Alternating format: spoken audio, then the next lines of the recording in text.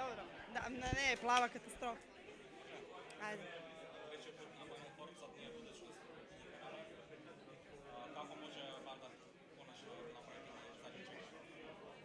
Pa mislim da je za sve potrebno neko vrijeme i iskustvo. Imamo već 2 godine igranja iskustva na Final Fouru.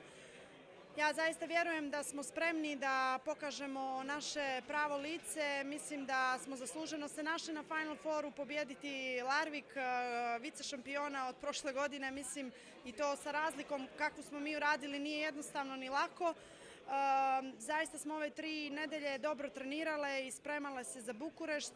Na samom početku bila je prevelika euforija zato što smo izvukli Bukurešt i niko nije pričao o toj utakmici, svi su pričali o finalu, što je po mene, ne samo mene, nego sve nas malo nerviralo, jer zaista moramo da budemo skoncentrisane i strpljive ako želimo da idemo korak dalje.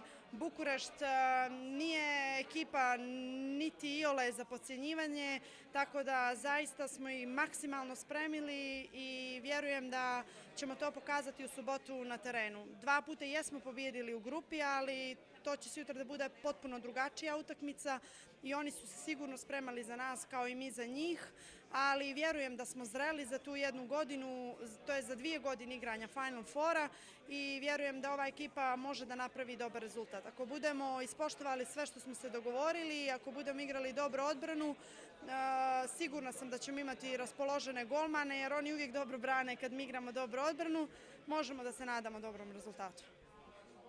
Molim.